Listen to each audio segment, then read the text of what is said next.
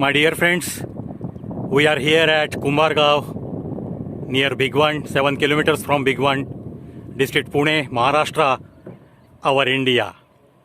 I am showing you the flamingo birds, which are always here from the month of November to April.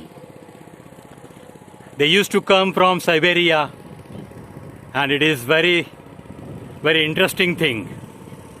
They remain here, and with their new generation, they go back to their permanent residence, Siberia.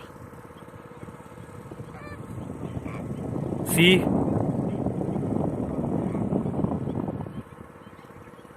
big number of flamingo birds. You can see it very well. So it is our bounden duty to maintain everything as it is for these noble birds, beautiful birds. It is their habitat. We don't have any right to disturb them. So I think, my dear friends, you will be happy with this video. All the bird lovers, they should watch such type of videos, and they should visit this Kumbhargaon near Bhigvan. I will repeat again and again, there is best facility of residence and boating and sightseeing for every tourist coming to Kumbhargaon.